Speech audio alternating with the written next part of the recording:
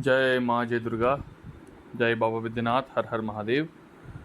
श्रावण के इस पवित्र पावन मास में सब शिव भक्तों के लिए एक शिव साधना पद्धति तैयार हुई है, जिससे कि आप विशेषकर श्रावण के सोमवारी में घर पर ही बैठकर शिव साधना का लाभ उठा सकते हैं। तो जो भी शिव भक्त अपने घर में शिवलिंग रखे हुए हैं, वो या तो वान लिंग होगी या स्फटिक लिंग होगी या तो पारद लिंग होगी। इसके अलावा पार्थिव लिंग घर में बिल्कुल ना रखें, आप पार्थिव लिंग रखने के अधिकारी नहीं हैं। तो ये 3 शिवलिंग ही गृहस्थ को रखने का अधिकार है। ये 3 शिवलिंग पर ही आप शिव साधना कर सकते हैं। तो साधना से पहले पूजा सामग्री की बात करें तो गंगाजल अगर पर्याप्त मात्रा में उपलब्ध है तो ज़रूर रखें। जिनके पास गंगाजल सुलभ नहीं है वो सामान्य जल भी ले सकते हैं। इनके अलावा फूल माला, बेलपत्र, धूप, दीप, नैवेद्य के लिए आप कुछ भी रख सकते हैं। कुछ लड्डू या मोदक या और जो भी आपको प्रिय, जो आप शिव को अर्पित करना चाहते हैं वो आप रख सकते हैं। तांबूल जरूर रखें। तांबूल के लिए आप पान के पत्ते रख सकते हैं। अगर पान अवेलेबल नहीं हो तो आप लौंग और इलायची भी रख सकते हैं, तो कोई दिक्कत नहीं है। चंदन जरूर से पीस लें और साथ में कर्पूर, आरती के लिए कर्पूर रख लें। और दूध, दही, घी, मधु, जो भी ये सामग्री आप पंचामृत के लिए अर्पित करना चाहते हैं, ये सब जरूर रखें। तो साधना शुरू करने से पहले आप सबसे पहले एक अखंड ज्योत जलाएं। वो साधना के दौरान बुझनी नहीं चाहिए। अखंड ज्योत कैसे जलाएंगे और कहाँ जलाएंगे? तो साधक जिस भी मुख में साधना करने के लिए बैठे हैं, जैसे अगर आप उत्तर मुख बैठे हैं या पूर्व मुख में बैठे हैं, तो आप अपने वाम भाग में, मतलब आपके लेफ्ट साइड में सबसे आगे, जहाँ पे एक्सेस अवेलेबल हो, बाद में आप उसमें घी डाल सकें, वहाँ पे आप एक अखंड ज्योत जलाएं और एक धूप जलाएं। सबसे पहले आप अखंड ज्योत और धूप जला लें। साधना की दूसरी विधि जो है वो है सामान्य अर्घ्य पात्र स्थापना। तो सबसे पहले कोशी और पंचपात्र, आपको पता होगा कोशी और पंचपात्र आती है कॉपर की, वो आप जरूर रख लें। तो सामान्य अर्घ्य पात्र आप स्थापित कैसे करेंगे? सामान्य अर्घ्य पात्र स्थापित करने के लिए आप अपने लेफ्ट साइड में सबसे पहले चंदन से आप एक ट्रायंगल बनाएं। उस ट्रायंगल के अंदर में एक बिंदु दें और उसके ऊपर से आप एक वृत्त बनाएं। वृत्त मतलब सर्किल। और उसके ऊपर से आप एक स्क्वायर बनाएं। स्क्वायर मतलब चतुष्कोण, चतुर्वर्ग। ये बनाने के बाद आप कोशी और पंचपात्र में जल लेकर आधार के साथ, कुछ एक आधार जरूर दें, कुछ आधार नहीं है तो आप पत्ते भी रख सकते हैं। आधार पात्र पर जो है वो सामान्य अर्घ्य पात्र को रखें। और सामान्य अर्घ्य पात्र रखने के बाद ओम बोलकर उसमें थोड़ा सा चंदन डाल दें। ओम बोल के एक पुष्प डाल दें। दूर्वा अवेलेबल है तो बहुत अच्छी बात है, एक दूर्वा भी आप उस पर डाल सकते हैं ओम बोल के। नहीं अवेलेबल है तो कोई बात नहीं। इसके बाद गंगादि सकल तीर्थों का आह्वान करें। ओम गंगे च यमुने च गोदावरी सरस्वती नर्मदे सिंधु कावेरी जलेस्मिन् सन्निधिं कुरु। इससे गंगादि सकल तीर्थों का अंकुश मुद्रा के द्वारा आप आह्वान करें। उसके बाद आप ओम नमः शिवाय का जो जाप है उसके ऊपर में मत्स्य मुद्रा से 10 बार जप लें। तो इससे सामान्य अर्घ्य पात्र आपकी स्थापित हो गई। ये जल अब पूजा के लिए उपयोग में आ सकता है। जो दीक्षित साधक हैं, जिन्होंने दीक्षा प्राप्त कर रखी है, शक्ति कुल में या शिव कुल में जिसने भी अब दीक्षा प्राप्त कर रखी है, वो विशेष रूप से दधी माघ भक्त बलि जरूर दें। ये एक विशेष प्रक्रिया है जो कि आपके क्षेत्र के आसपास जो भी भूत प्रेत आदि, गण बैताल पिशाच आदि जो भी गण हैं, उनके लिए एक विशेष विधि से बलि दी जाती है। अपने वाम भाग में आगे, अपने वाम भाग में अपने लेफ्ट साइड में आगे जो है वो एक सेम, जैसे कि आपने सामान्य अर्घ्य पात्र में एक मंडल बनाया ट्रायंगल और सर्कल से, वैसे ही आप एक मंडल बनाएं। और उसके समीप में जो है वो दही, उसके ऊपर से हल्दी और काली उदड़ की दाल इसमें डाल के एते गंध पुष्पे दधी माघ बलये नमः, दधी माघ भक्त बलये नमः से आप पहले बलि की पूजा कर लें।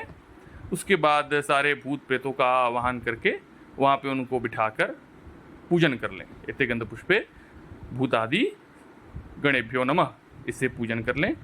उसके बाद आप दधी माघ भक्त बलि को उत्सर्ग करके उनको समर्पित कर दें। जो दीक्षित नहीं है, जिन्होंने मंत्र दीक्षा प्राप्त नहीं कर रखी है, उनके लिए ये दधी माघ भक्त बलि नहीं है, वो कृपया कर ना करें। अब आगे बढ़ते हैं आचमन की ओर। तो आचमन आप जल से लेकर ओम आत्तत्वाय स्वाहा, ओम विद्या तत्वाय स्वाहा, ओम शिव तत्वाय स्वाहा। ये 3 बार इस मंत्र से आप आचमन कर सकते हैं। आचमन आप श्री विष्णु श्री हरि से भी 3 बार कर सकते हैं। ओम केशवाय नमः, ओम माधवाय नमः, ओम नारायणाय नमः से भी आप कर सकते हैं। आचमन के बाद अपने हाथ को धो लें, प्रक्षालन कर लें, अपने वाम भाग में उस जल को गिरा दें। उसके बाद पुष्प, अक्षत और थोड़ा जल हाथ में लेके स्वस्ति वाचन कर लें। स्वस्ति वाचन जैसे स्वस्ति न इंद्रो वृद्धश्रवाः इत्यादि मंत्र हैं, उसे स्वस्ति वाचन करके अपने सामने एक जो भी अगर आपने एक पूजा संबंधी कोई थाली रखी हुई है तो उस पर आप चढ़ा दें। इसके बाद आप संकल्प लें। तो संकल्प मानसिक संकल्प ही ज़्यादा उचित रहेगा, क्योंकि आप किसी तरह के बंधन में नहीं रहेंगे। और अगर आप विशेष रूप से संकल्प करना चाहते हैं तो आप वो भी कर सकते हैं। तिल, कुश और हर्रे इत्यादि से आप जो है वो संकल्प ले सकते हैं। या फिर जो मानसिक संकल्प छोड़ना चाहते हैं वो मानसिक रूप से हाथ में जल लेकर अपनी कामना को बोल के कि मैं शिव साधना कर रहा हूँ। अगर निष्काम साधना है तो निष्काम रूप से करेंगे, कुछ सकाम साधना है या अगर आपकी कुछ मन में कामना है तो उस हिसाब से आप संकल्प छोड़ सकते हैं। इसके बाद जो है वो गुरु आदि को प्रणाम करें। अपने वाम भाग में जो है गुरुभ्यो नमः, परम गुरुभ्यो नमः, परापर गुरुभ्यो नमः और परमेष्ठी गुरुभ्यो नमः, इससे गुरु को प्रणाम करें। और फिर अपने दाहिने भाग में गणेशाय नमः, गणेश जी को प्रणाम करें। और उसके बाद सामने सांब सदाशिवाय नमः शिवाय नमः से शिव को प्रणाम करें। ये प्रणाम करने के बाद आप भैरव पुष्पांजलि दें, भैरव से आज्ञा लें कि आप शिव साधना के लिए भैरव से आज्ञा प्राप्त करना चाहते हैं। आज्ञा के लिए आप हाथ में थोड़े पुष्प लेकर ओम तिंखदंश्र महाकाय कल्पांत दहनोपहम भैरवाय नमस्तुभ्यम मनुज्ञाम दातुर्मर्हसि, इस मंत्र से जो है वो आप भैरव से आज्ञा ले सकते हैं। इस पुष्प को जो है वो सामने अपने पूजे की थाली में जो है वो रख दें। इसके बाद आती है आसन शुद्धि। आसन शुद्धि के लिए आप जिस आसन में बैठे हैं उसके नीचे एक मंडल बनाएं, जैसे कि अपने सामान अर्घ्य पात्र में बनाया है ट्रायंगल और सर्किल के लिए, वैसे एक मंडल बनाएं और उस मंडल पर ओम आधार शक्ति नमः से पूजा कर लें। उसके बाद आसन पर हाथ रख के ओमस्य आसनोपवेशन मंत्रस्यो मेरुपृष्ठ ऋषि सुतलम छंदः कुरुम देवता आसनोपवेशने विनियोगः। उसके बाद हाथ जोड़कर ओम पृथ्वी त्वया धृता लोका देवी त्वं विष्णुना धृता त्वंचो धारय माम नित्यम पवित्रम कुरुचासनम। ये प्रक्रिया से आपकी आसन शुद्ध हो गई। अब आप आसन से उठ नहीं सकते। साधना के दौरान अब आसन अननेसेसरी ना छोड़ें, अपने आसन पर बने रहें। इसके बाद आती है विघ्न निवारण, कि आप साधना कर रहे हैं तो काफ़ी विघ्न जो है वो उत्पन्न हो सकते हैं, शिव के गण द्वारा भी और आपके स्वयं के आसपास के भूत प्रेत पिशाच आदि के बारे में भी विघ्न जो है वो उत्पन्न हो सकता है। तो आपने विघ्न निवारण जरूर कर लें। विघ्न निवारण के लिए मैं बता देता हूँ, मूल मंत्र ओम नमः शिवाय से जो है हाथ जोड़कर अपने चारों तरफ निरीक्षण कर लें। उसके बाद हाथ में सामान अर्घ्य पात्र से दाहिने हाथ में जल लेके आकाश की ओर फेंके, अस्त्राय फट ये बोल के फेंक सकते हैं। और बायां पैर उठा के फट मंत्र से 3 बार धरती पर आघात करें। ये आप विघ्न निवारण कर लिया। उसके बाद आता है भूतापसारण।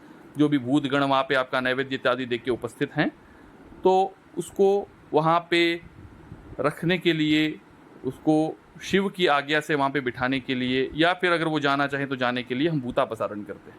इसके लिए आप लावा ले लें, थोड़ी सी पीली सरसों ले लें, और अगर ये सब अवेलेबल नहीं है तो आप अक्षत से भी कर सकते हैं। ये सब अवेलेबल है तो पीली सरसों, लावा, अक्षत और हाथ में भस्म लेके बाएं हाथ में लेके उसको फट मंत्र से 7 बार उस पर फट मंत्र करें। फट फट फट फट फट फट फट 7 बार फट मंत्र जपें। फिर दाहिने हाथ में लेके चारों तरफ जो है वो मंत्र से छिड़कें। ओम अवसर पंतु ते भूता ये भूता भूवि संस्थिता ये भूता विघ्न कर्ता नश्यंतु ते शिवा गया, इसे भूतापसारण कर लें। इसके बाद आप वस्त्र में गांठ, जो भी जिनकी शिखा है, जो ब्राह्मण हैं जिनकी शिखा है या जिनकी शिखा नहीं है, तो वो वस्त्र में जो है अपने वस्त्र में थोड़ा सा चावल और एक सिक्का लेके गांठ बांधें। मंत्र है ओम मणिधरी वज्रणी महाप्रतिसरे रक्ष रक्ष हूँ फट स्वाहा। या जिनकी शिखा है वो शिखा पे हाथ रख के ओम मणिधरी वज्रणी महाप्रतिसरे रक्ष रक्ष हूँ फट स्वाहा से अपना शिखा बांध लें या वस्त्र में गांठ बांध लें।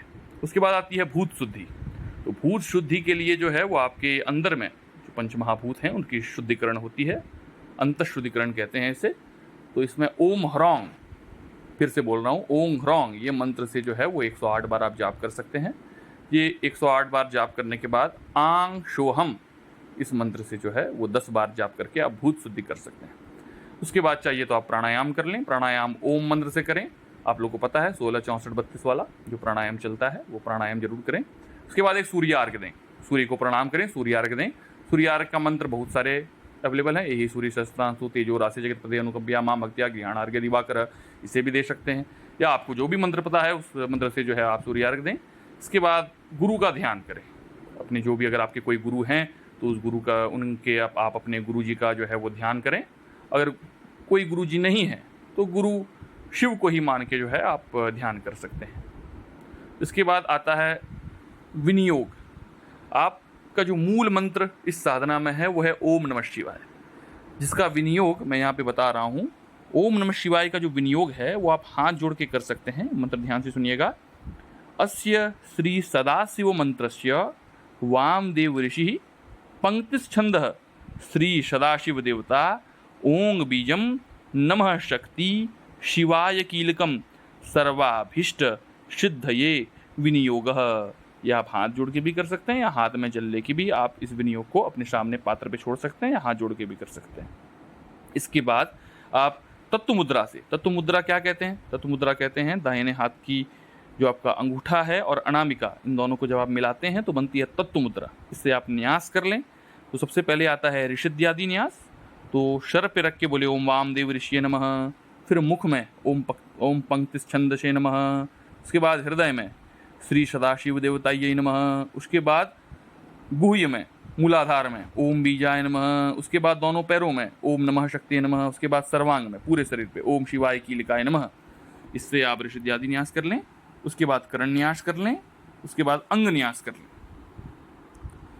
विनियोग और न्यास करने के बाद आप शिव का ध्यान करें। बिल्वपत्र लेकर आपके सामने शिवलिंग पहले से रखी हुई है, आप शिव का ध्यान करें। जो भी शिव का ध्यान अगर आपको पता है, या ओम ध्याय नित्यम महेशम रजत गिरिनिभम चारुचंद्रावतंचम रत्नाकल्पोज्ज्वलांगम परशु मृगवराभिहस्तं प्रसन्नं पद्मासनं शमन्तात् स्तुतममर्गने व्याघ्रकृतिं वशानं विश्ववाद्यं विश्वबीजं निखिल भैरम पंचवक्त्रं त्रिनेत्रम। इस मंत्र से जो है वो शिव का ध्यान करें और ध्यानार्थ बिल्वपत्र जो है वो अपने शिवलिंग पर अर्पित करें। दीक्षित साधक मानस पूजन कर सकते हैं। जिनको मानस पूजन नहीं आता है वो मन ही मन शिव का जो है वो मानस पूजन कर सकते हैं, या मानस पूजन का स्तोत्र भी पाठ कर सकते हैं। शिव मानस पूजन का स्तोत्र अवेलेबल है, आप जानते हैं। उसके बाद आती है प्रधान पूजा, जो आप पूजन करेंगे शिव पर। तो शिव का पूजन जो है वो आप जिस विधि से करना चाहिए। अगर आप सिर्फ पंचोपचार पूजा करना चाहते हैं, पंचोपचार पूजा कहते हैं गंध पुष्प धूप दीप नैवेद्य, इन 5 चीज़ों से अगर आप सिर्फ पूजा करना चाहते हैं तो पंचोपचार पूजा करें। और अगर आपके पास अवेलेबल ज़्यादा है, षोडशोपचार पूजा आप करना चाहते हैं तो आप षोडशोपचार पूजा कर सकते हैं। दही दूध घी मधु इत्यादि ये सब। सबसे सिंपल ओम नमः शिवाय बोल के शाम सदा शिवाय नमः शिवाय, ओम नमः शिवाय शाम सदा शिवाय नमः शिवाय नमः बोल के सारी सामग्री जो है वो शिव पर अर्पित करते जाएं। और अंत में जो है वो 5 पुष्पांजलि दें। ओम नमः शिवाय एस पुष्पांजलिम समर्पयामि, शाम सदा शिवाय नमः शिवाय नमः, ये बोल के 5 बार जो है शिव को पुष्पांजलि दें। जो दीक्षित साधक हैं वो तर्पण भी कर सकते हैं, विशेष रूप से तर्पण कर सकते हैं। तर्पण के लिए विशेष आर्घ्य स्थापित होगी। और जो दीक्षित नहीं है उनके लिए तर्पण नहीं है, वो आगे गौरी पट का ध्यान करें। शिवलिंग में गौरी पट है, आपका जो अर्घ्य है वो साक्षात गौरी देवी हैं। तो गौरी पट का आप ध्यान करें। हस्ताब्जरभयं वरं च दधतिं चक्रं तथाब्जं दधत् पीनो तुंगपयोधरां भयहरां पीतांबरां चिंतये। इससे आप गौरी पट का ध्यान करें और ध्यान करके गौरी पट पर अर्घ्य पे जो आपके शिवलिंग का अर्घा है उस पर जो है उस पुष्प को ध्यानार्थ पुष्प को चढ़ा दें। उसके बाद आप गौरी पट पर जो है वो पंचोपचार पूजा कर सकते हैं। पंचोपचार पूजन नहीं है तो आप सिर्फ जल और पुष्प से भी पूजा कर सकते हैं। उसके बाद आती है आवरण पूजा। तो आवरण पूजा जो है वो विशेषकर दीक्षित साधकों के लिए विशेष है। शिव की आवरण काफ़ी बड़ी है, 9 आवरण 10 आवरण 11 आवरण तक भी जाती है। तो जो आवरण पूजा नहीं कर सकते हैं, जो दीक्षित साधक नहीं है, जिन्होंने मंत्र दीक्षा नहीं ली है, वो जो है वो उमा की पूजा करें। इत्यगंध पुष्पे उमायै नमः। चंडेश्वर की पूजा करें। इत्यगंध पुष्पे चंडेश्वराय नमः। नंदी की पूजा करें। इत्यगंध पुष्पे नंदये नमः। महाकाल भैरव की पूजा करें। इत्यगंध पुष्पे महाकाल भैरवाय नमः। गणेश की पूजा करें। इत्यगंध पुष्पे गणेशाय नमः। वृषभ की पूजा करें। इत्यगंध पुष्पे वृषभाय नमः। भृंगी की पूजा करें। इत्यगंध पुष्पे भृंगये नमः। स्कंद की पूजा करें। इत्यगंध पुष्पे स्कंदाय नमः। चित्रपाल की पूजा करें। इत्यगंध पुष्पे चित्रपालाय नमः। दुर्गा की पूजा करें। इत्यगंध पुष्पे दुर्गायै नमः। सेनापति की पूजा करें। इत्यगंध पुष्पे सेनापतये नमः। ये हो गए उनके सबसे शॉर्ट में जो आवरण देवता जो उनके आसपास हैं, उन आवरण उनका परिवार, शिव परिवार की जो है वो ये पूजा हो गई। ये पूजन करने के बाद आप पुनः शिव की जो पूजन करें, पुनः शिव पूजन आप कैसे करेंगे? तो आप जल चढ़ाएं, फूल चढ़ाएं अगर धूप दीप है अलग से तो फिर से आप लगा सकते हैं, नहीं है तो आप सिर्फ जल और फूल से भी जो है वो पुनः शिव पूजन आप कर सकते हैं। उसके बाद आती है बलि। तो सात्विक बलि का विधान है, शिव में सात्विक बलि लगती है। इसे जो दीक्षित साधक हैं वो सात्विक बलि दे सकते हैं, उसकी एक विशेष प्रक्रिया है, तंत्रोक्त विधि से जो है वो सात्विक बलि दी जाती है। और जो मंत्र दीक्षा नहीं लिए हैं वो इस बलि से परहेज करें। हवन चाहे तो आप हवन कर सकते हैं, इसके बाद जिनको हवन वैदिक या तंत्रोक्त विधि से जिनको हवन होम आती है वो हवन कर सकते हैं। इसके बाद आप जाप जरूर करें। जाप के लिए मैंने विनियोग न्यास इत्यादि आपको पहले बताया है, विनियोग न्यास जरूर कर लें जाप से पहले। उसके बाद आप माला से, चाहे तो अगर माला आपकी संस्कृत है तो आप अपनी शुद्ध माला से जो है वो 108 जाप कर सकते हैं, नहीं तो आप हाथ से भी कर सकते हैं। इसके बाद जितने भी आपको स्तोत्र पता हैं, शिव की जितने भी स्तोत्र आपको पसंद हैं, आपको प्रिय हैं, शिव तांडव तो जरूर से जरूर पढ़ें। जितने स्तोत्र का आप पाठ कर सकते हैं जरूर करें, जैसा आपका समय है उस हिसाब से आप करें। और सबसे अंत में आता है फिर चंडेश्वर। आपकी जैसे ये पूजा कंप्लीट हो गई, उसके बाद शिव के साथ जो गण रहते हैं चंडेश्वर, वो शिव का उच्चिष्ट ग्रहण करते हैं। शिव का जो जूठन है वो चंडेश्वर ग्रहण करते हैं। तो आप अपने दाहिने भाग में जो है वैसे ही मंडल बनाएं, जैसा मंडल मैंने आपको कहा था ट्रायंगल वाली, वो मंडल आप जरूर से जरूर बना लें। उसमें चंडेश्वर का आह्वान करें। आह्वान कैसे करेंगे मैं ध्यान बता देता हूँ। ओम चंडेश्वरम रक्ततनुम त्रिनेत्रम रक्ताम सुकाड्याम हृदि भावयामी टंक त्रिशूलम स्फटिकाक्षमालाम कमंडलुम बिभ्रतमिंदुचूडम।